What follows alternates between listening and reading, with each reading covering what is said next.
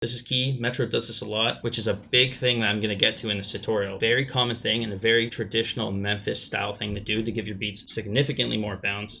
Alright, what's good YouTube? So in this video I'm going to be showing you guys how Metro Boomin made the beats for his album Heroes and Villains. Basically I'm going to be covering everything you need to know to make beats exactly like the ones off his album. More specifically stuff like the best VSTs, the best drum sounds, kits, patterns, the best scales, arrangement tips, how to mix your beats, as well as various tips and tricks on how to make a beat just like Metro. Real quick before this video starts, if you want any of the drum sounds or samples I use in this tutorial, there's a link in the description where you can download them completely free. Instagram and Twitter at FinnaFinesse, make sure you go follow that. And yeah, let's get into the video. So let's start with the melody. Metro's been messing a lot with samples recently in a lot of his beats, much more in like the traditional 3/6 Mafia kind of style. So that's exactly what we're going to be doing for this tutorial. But that being said, the first thing I had to do was find an actual sample, which is way easier said than done. I'm not joking when I say this. I probably spent like 2 to 3 hours finding any sort of sample that I could use for the sake of this tutorial. And I almost ended up giving up until I heard this beat that I made the other day.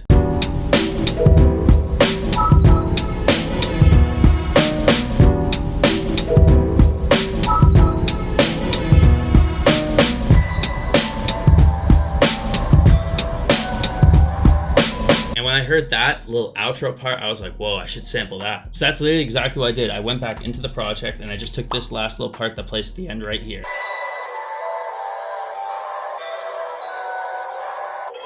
For any sort of sample that you guys are looking for, we're looking for strings, we're looking for pianos, and we're looking for bells. Like nothing else really. Those are the 3 main components of like all the dark beats, all the Metro beats. That's what you want to look for. And that is what I found with the sample. So I literally took the project and I went save as, deleted everything else, and I just took the chopped part that I had right here.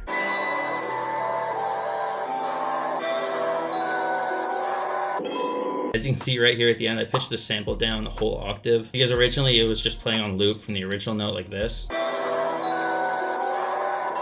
And I thought that note was cool, but it just needed to be pitched down a little bit to make the melody more complete. As for effects, what I put on it, there was an RC20, but that's automated to come at certain points of the beat, which is a big thing that I'm going to get to in this tutorial. Using effects and filters to automate so certain sounds are bigger and quieter, have more high ends, have more low ends, depending on what matches like the certain section of the song. Metro really treats his beats like every single section is almost like a part of a movie. You know what I mean? It's got its own character, something about it is different. It's never the same and never super repetitive, even though it sounds that way. And that is the exact description of the stuff we're going for this tutorial. So RC20, no more boring pads preset, just automating in and out, as well as this EQ that automates in and out when I want it just like sitting in the background. After that, decimort, super important for these types of beats. Decimort is a bit crusher that also helps giving like an old traditional low pass filter kind of vibe to it, as well as degrading the sample quality, which is what we want because we want it to sound like it was made by like 3/6 Mafia. A doubler stereo, which is put at 50% to give it a chorus effect, and then consistently on the whole entire beat throughout the whole thing, these 2 EQs, this EQ to cut out lows, this cut out even more lows, as well as a little bit of the highs that are caused from the decimort, as well as this default EQ, just get rid of more of the lows at the end of the sample. So if I were to turn off all the effects, it would sound like this.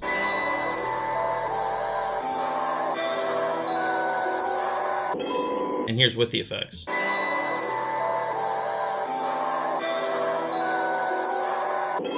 It removes kind of like those unwanted frequencies in the background, as well as just makes everything sound a little bit louder in the highs. Just puts more emphasis on the bells, which is what we want. And as you can see throughout the beat, like the doubler effect that I had on there, the decimort effect that I had on there, as well as the EQ, just to cut out a bit of the lows and highs, is automating. So certain parts, it'll sit in the background, certain parts, it'll be the standout feature. So right off rip, intro.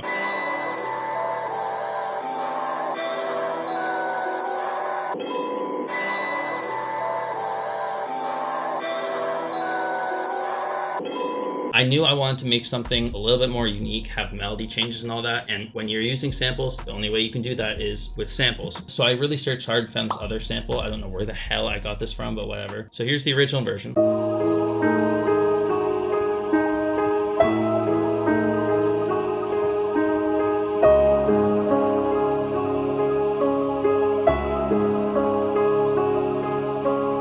So that works because it's dark, it's eerie, and it adds progression, which the original sample didn't. The original sample is just a bunch of notes. It's kind of like a top line. You always got to think of like what each part is to an original melody. Almost look at it like it's a MIDI, especially when you're chopping the samples too, because you're looking for specific notes, right? And you're trying to like make a pattern. Literally all you need to do to make this work is find out what the original key is. I had that in Serato, so I know it's E minor. And then I did the exact same thing for this sample, and I realized it was in C sharp minor. So I pitched it up 3 semitones, as well as stretch it out to fit the original tempo of the sample I'd previously chopped up. Then I went into Nexus 3 and I took the Prid sidechain bass solely because Metro Boomin uses it a lot in his beats. And then I just copied the root notes of that original sample, and that sounds like this.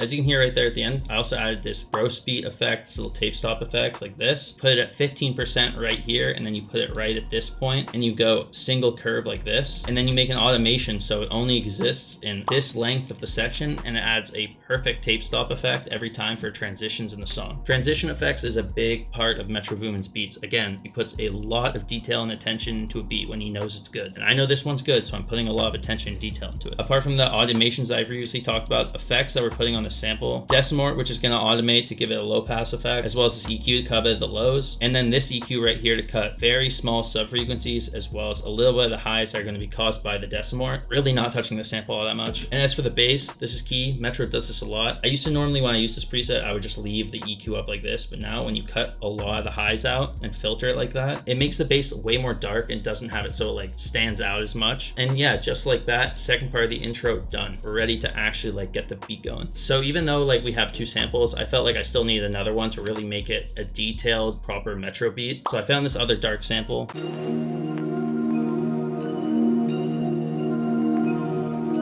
So I took that sample, I pitch it up to again match E minor, and I stretch it out to fit the original length of the sample. Then as for effects to what I put on this, I put another decimort effect for a low pass filter, really get rid of a lot of the highs. This doubler effect, again, it's just a chorus plugin. You can use really any chorus. I just like this one the most. And then EQ, traditionally cut out the lows, as well as another EQ to do the exact same thing because I'm a maniac. So now let's talk about probably the second most important part for making these types of beats, and that's the drums. As for the drum sounds I used, I have this hi-hat that I collected from a remake that I did for Wants and Knees. You really want an old school sounding hi-hat for these types of beats. As for a snare, I'm gonna have this kit linked for you guys in the description, but I have this Jug drum kit, and I just took snare number 7 out of it. For these types of beats, there's like almost no claps. It's almost all 808, hi-hat, kick, snare, open hat, and nothing else. Not a lot of perks, not a lot of claps. It's really just like the snare rhythms, because that's what the most of these beats sounded like back then. If you're just gonna have a snare hitting throughout the beat, don't choose like a weak little snare. Choose like a Giga Chad snare, like one that's really beefy and like. And then spins 808. I mean, the secret spins 808. Everyone has this 808. Metro always uses this 808. It's the best 808, plain and simple. This 6 kick, this is from the Most Wanted Volume 1 drum kit. It's just an amped up rack kick, but you didn't hear that from me. And then next, open hat, J-Mizzy open hat, coming out in the new drum kit, basic open hat. As for the drums, there's never like a lot of hi-hat rolls or like crazy rolls, especially for these types of beats. You know, you're not gonna wanna do something like, no, instead you wanna go for something as simple as either these 2-step hi-hat patterns like this,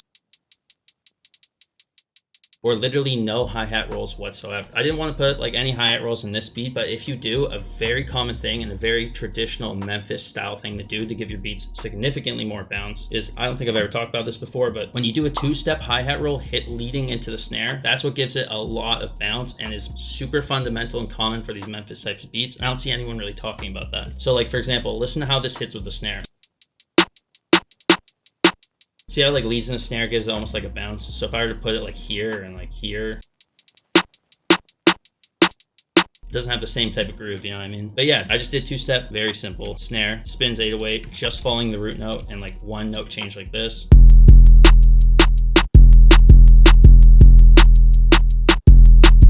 Zero effects, by the way, on any of these drum sounds, keeping them super dry. The 6 kick, just following the 808, nothing crazy. And finally, J-Mizzy open hat just hitting right at the end like this. Dry drums, perfect for these types of beats. Don't like reverb, EQ, master. I gotta be different from everyone else. Like delays and all this crazy stuff. Simple but effective drums. And just like that, verse, first part, completely finished. And this is what it sounds like.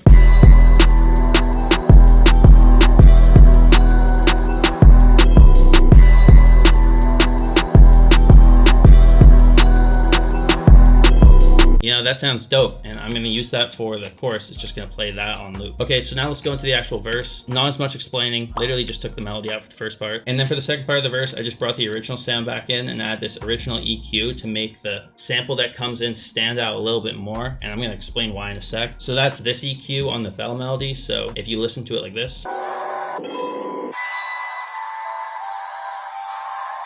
see how it's like now standing in the background? That's what we want. And the reason we're doing that is because now we're gonna go into the change up part of the beat. That's what I'm gonna call it. And Metro Boomin does this a lot in his beats. He'll add variations and change ups before the second part of the chorus plays. So to do that, we're making something while taking out the main bell melody and taking that original sample that we played in the intro and now layering on top of this sample for the first time in the beat. Again, that's also why we're doing these mixing effects originally, because now that these things are playing on their own, we're gonna want them to stand out a little bit more in the beat and a little bit differently. So with those drums playing, those two samples now layered together sound like this.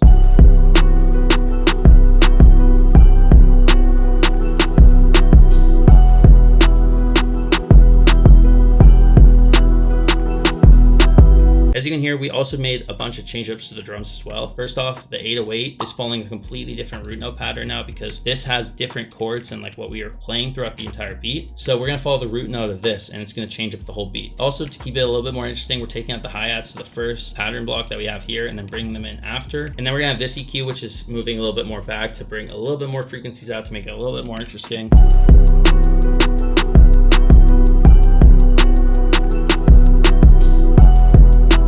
And then we're gonna have the tape stop, hi-hat cuts out, tape stop, back to the verse.